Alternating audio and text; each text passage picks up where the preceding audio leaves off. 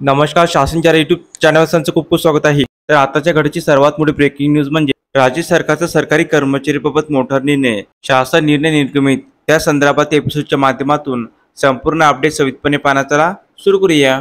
नवीन निवृत्तीवेतन योजना लागू असणाऱ्या महाराष्ट्र संवर्गातील अखिल भारतीय सेवेतील अधिकाऱ्यांना युनिफाईड पेन्शन योजना विकल्प सादर करण्याबाबत सामान्य प्रशासन विभागामार्फत दिनांक 25/8/25 रोजी महत्त्वपूर्ण शासन निर्णय निर्गमित करण्यात आला आहे. केंद्र सरकारच्या वित्त मंत्रालयाने लागू करण्यात आलेल्या केंद्र सरकारी कर्मचाऱ्यांना युनिफाईडचा विकल्प निवडण्याचा पर्याय उपलब्ध करून देण्यासंदर्भात दिनांक 20/1/25 ची अधिसूचना निर्गमित करण्यात आलेली आहे.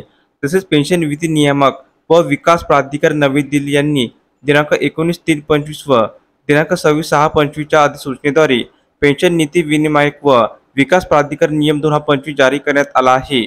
त्यानुसार यूपीएस योजना दिनांक 1/4/25 पासून अंमलात आली असून दिनांक 30/9/25 पर्यंत केंद्र सरकारी अधिकाऱ्यांना यूपीएस निवडण्याबाबतचे विकल्प सादर करण्याचे निर्देश देण्यात आले आहे. त्या अनुषंगाने महाराष्ट्र संवर्गातील अखिल भारतीय सेवेतील ज्या अधिकाऱ्यांना एनपीएस लागू आहे त्यांना युनिफाईड पेन्शन योजनेमध्ये सहभागी व्हायचे असल्यास त्यांचे विकल्प सादर करण्याचे निर्देश देण्यात आले आहे. त्यामध्ये विकल्प सादर करण्याबाबतचे नमुने कार्यपद्धती नमूद करण्यात आली आहे. तर अशापैकी राज्य सरकारी कर्मचारी संदर्भात अतिशय महत्त्वपूर्ण अपडेट या एपिसोडच्या माध्यमातून आपण पाहिले आहे.